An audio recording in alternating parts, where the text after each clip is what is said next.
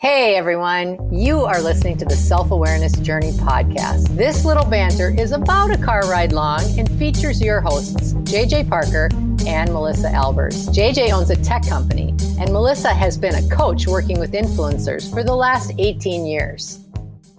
Well, this morning we have been chatting about self-awareness and relationships. Indeed. And I thought I'd share a story about a relationship in my life that, ended up ending. And it was a really transformational point in my life and a pretty hard time in my life. So I thought I'd share the story with everybody, just so we can kind of use it to maybe learn and gain some insight. That's awesome. On this topic. So quite a few years ago, I had an acquaintance. His name's John, and I knew him because we had a mutual friend, right? It was actually my mentor. He said, "Hey, JJ, you should meet this guy, John. He's kind of creative like you. You guys probably get along." So I had coffee and lunch with him a few times. We kind of like riffed on, creativity and art and things like that. And then, it was fun, but, just pretty casual, right? Well, one day he called me and said, "Hey, JJ, you should come up to my cabin."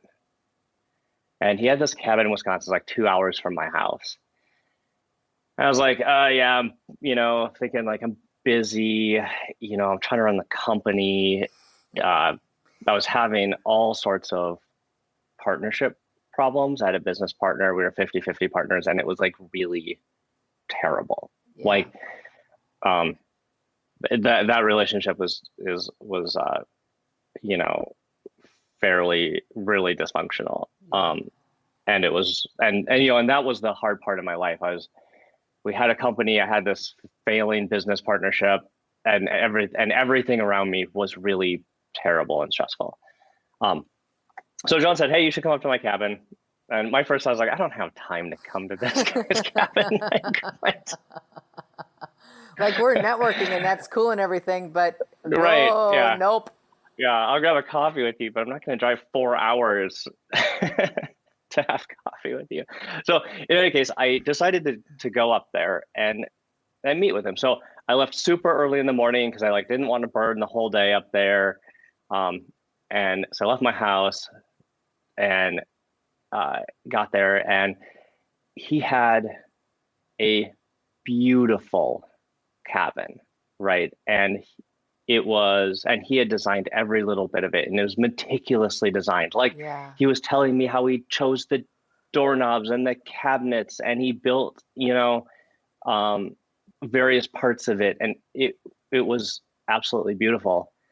And he was telling me, and he was showing me like the bunkhouse for his grandkids and all of the different parts that he built this cabin for him and his family. Right.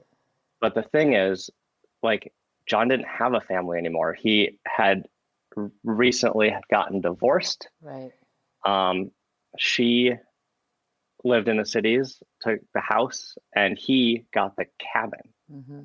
And so he was basically sequestered, right, up in this cabin alone after a really bad divorce in this place that he designed for his family. Yep. And I stepped in there and I took all that in, and to me, it was like an echo chamber of sadness, or the way I was perceiving all of that. Yeah. I just this is too much. This is terrible. Yeah, and he was hurting too. And he was in a bad, and he was. But he's a great guy. Yeah. He welcomed me in. He had breakfast and coffee, and we just waxed poetically about all the obscure things, like as we do. Um, and so as the morning progressed, um, it ended up being a really nice time. And around noon, he goes, "Hey JJ, do you want to read my book?" I was like, "Your book? You're writing a book?" He's like, "Yeah, I'm writing a book." I was like, "Well, that sounds really interesting." So he goes, "Let me go get it." And I heard his printer. He grabs his computer, and I heard his printer going, because like it was literally like on his computer still. Like he doesn't have a copy. So he sits me down in this like big oversized armchair his in a sunroom, and he like puts a blanket over me, and he hands me like 20 copier paper sheets of paper, right? And I was like, I'm not sure if this guy is, gonna like, maybe I'm gonna end up in this guy's basement, right? Like he's gonna murder me up here or something. No idea. So anyway, I started reading this book that he was working on, and it was instantly I was like captivated. It was beautiful. Like the characters were really interesting. It was really vivid. The imagery that he was provoking was really amazing. And I was stunned. And I thought, how is a guy who is seemingly like in a bad spot producing such a beautiful artwork, right? Oh, yeah. How is that possible? I couldn't reconcile those two things, because I was also in a really terrible place, but I wasn't producing any beautiful artwork. I was like doing a terrible job. I was not producing. I wasn't being creative. That whole part of me was non-existent. So it struck me right there. Like I'm not being my authentic self. I'm not being creative. I'm not doing the thing I'm supposed to do. And I got up from that chair and said, "John, thank you so much for having me. I got to go." And I like just left. And I drove home. It was like 2 hours. Could have been 2 minutes. I have no idea. And right then I realized I need to change my relationships. There are people in my life that this needs to change. I can't be in toxic relationships anymore. So. Wow. So what happened after that? Well, after that, it was pretty quickly where I decided that, my relationship with my business partner wasn't working, and that relationship had to change, or certainly in the business context needed to end, because I couldn't live in that state. It was affecting all my other relationships too. Like my wife remembers that time as the worst time in our relationship. Wow. And I felt like I felt actually like I wasn't acting different with her. Right. But I clearly was. I was really emotionally distant, right? Because I was so armored up. Yep. During the day, I was so armored up during the day that I couldn't drop that armor when I got home. I didn't realize I was doing that until years later, like when she and I, really got down into like what was going on in that period of time. Wow. I think this is first of all, thank you for sharing that story, because I think that's a big story for you. Like it's a very emotional, hard story, and you craftfully and artfully told the story. I was around a little bit during the tail end of that, and it was very, very painful. And I think that, like, as I'm reflecting on your story, there's a lot of times in our growth where we outgrow things, and it can be something simple, like we could outgrow clothes. We're little kids. Like, you have a favorite pair of roller skates. Like, I had a pair of roller skates They were, oh my gosh, this is going to show my age. They were metal wheeled roller skates that you attached to your shoes. And every time you were riding on them, it honestly jarred every filling in your mouth out. It was so, but I loved those roller skates because they gave me freedom, right? They gave me like, and when those roller skates were no longer fitting me, I remember being really, really sad and having a downright fit when my mom tried to get rid of them. And you know, you think about as you're young and as you mature, as you get older, as you grow, there's a lot of things that we have to put down because they don't fit us anymore. They could be something as inanimate as a pair of roller skates, and they could be something as hugely significant as a long-term business partner, you know? Yeah. And everything in between that. I wonder what makes us resist moving. Yeah, right. Like definitely for me, it was years of holding on, right? It was like, this is going to get better. It will get through it, you know? But it wasn't happening, you know, like for whatever reason, it just wasn't happening. It wasn't clicking anymore, you know, sort of the magic there was gone. So, but it's like hope, right? We're holding on to hope. We're holding on, like we look fondly back on how it was. Yeah. Right. And we want to hold on to that. We don't want to let that go. The interesting thing is those fond memories are never gone. They're always there. Yeah. That all happened. Right. Yeah. Well, the other thing I think too, the reason that, like for me, I know some of the reasons that I've really resisted is, you know, like I've talked before in previous podcasts, and I'm sure I will in future ones as well, how much change I had experienced as a child. Like I moved 20 times by the time I graduated from high school. And wow. And I was in a constant state of change. And I'm so grateful for that now. I really, truly am. But at the time, I really hated it. And any kind of change represented something bad. Even though that wasn't really true, it felt to me like if I'm going to change something, that means I'm going to lose something. And I think we have a tendency to do that, how we have a tendency to focus on, even if we know something is, it's time, like even if it is like in a relationship situation, it may not be as something as significant as a 50-50 business owner, but like just think about your friend groups when you're growing up.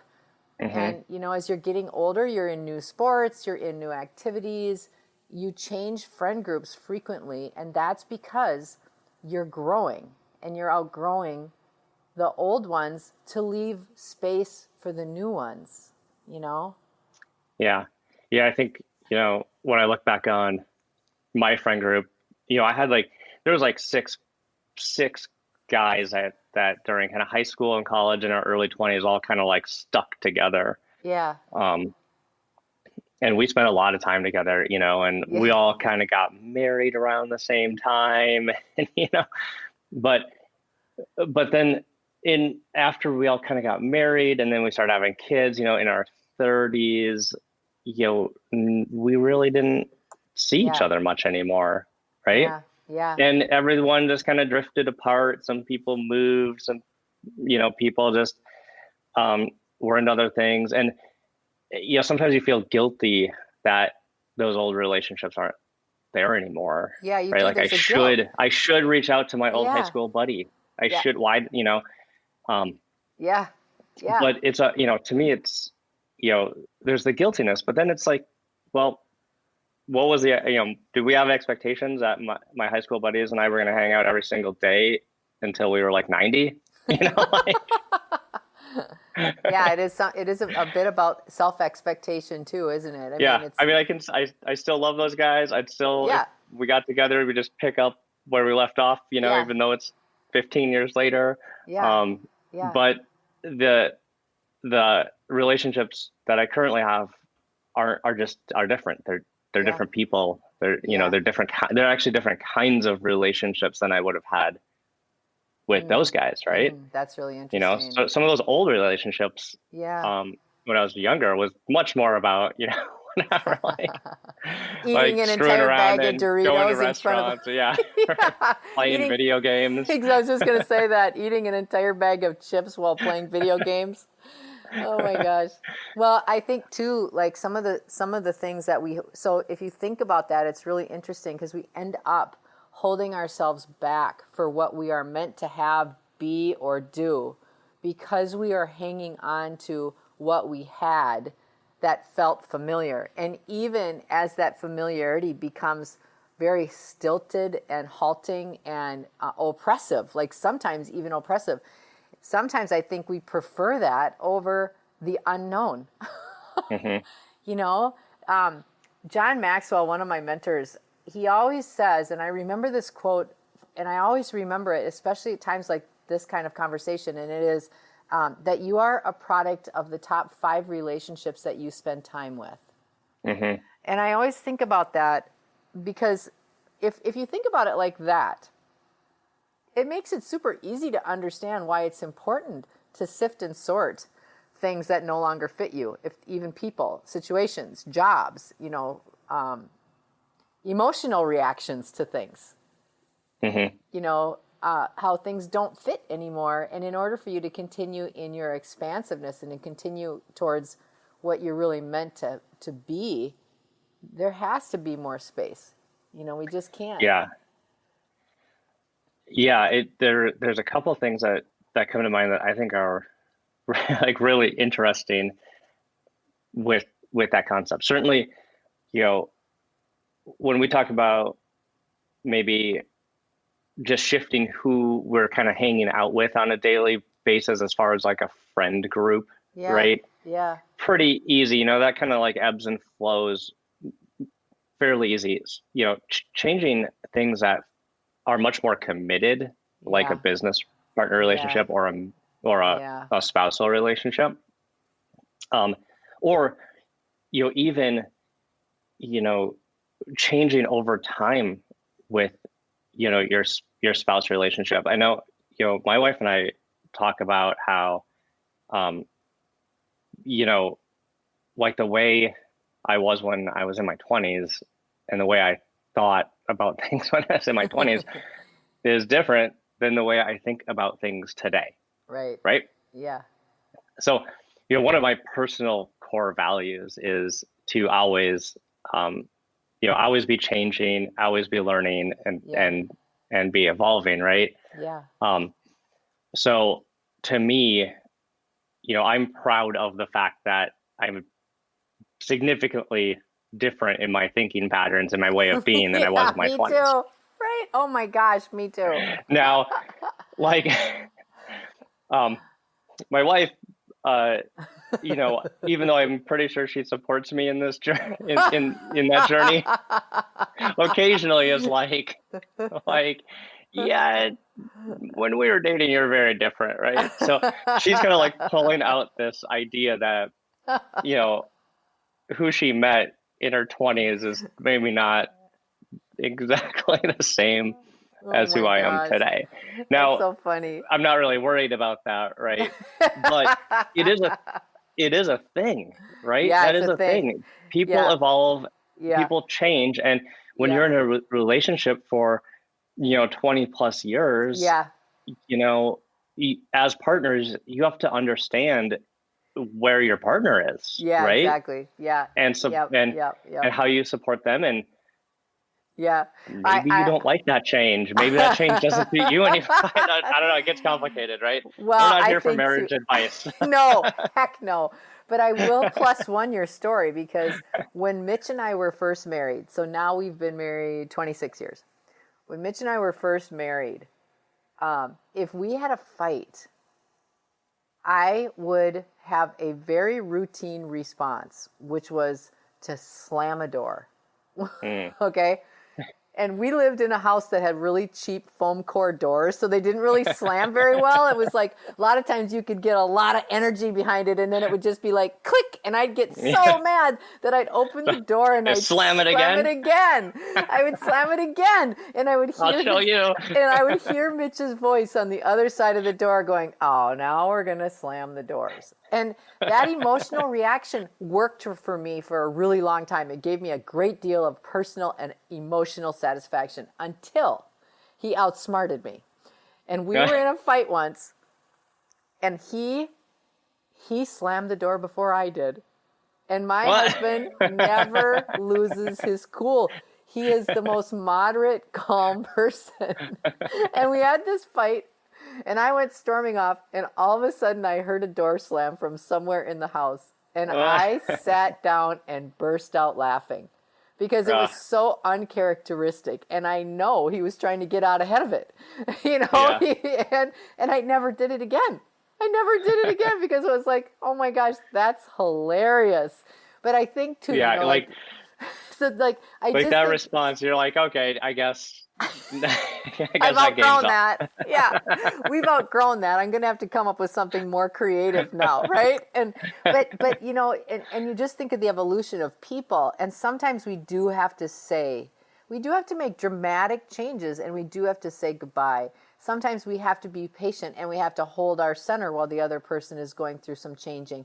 Because the other thing I think that's super interesting to think about is there's a lot of times where we are in a particular growth that doesn't match those around us, and we go ahead of them. And we feel guilty, we feel bad, we feel like we shouldn't do it, all these things. And yet we know we have no other choice because it's just where we are. And sometimes they will then bypass us later. You know, like I think we all are changing at different rates. I mean, especially in long-term partnerships, you do go through periods where, like, I'll go through this period where I'll sort of go way forward in a personal growth piece. Like, I'll be thinking about something in a totally different way. And my husband will be like, what are you even saying? Like, that doesn't sound familiar at all. And I'll get so uptight about it. And yet, you know what? It could be 6 months later. It could be a year later. Suddenly, he has not only done what I've done, but he's gone even further ahead in how he is processing information, or how he is being okay with things, or being more relaxed and flexible about things, which then teaches me that.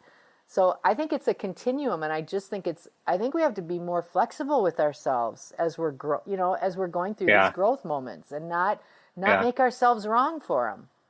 Yeah, definitely. I think this is a really interesting topic. Yeah. I think we could have like a whole nother podcast to explore this.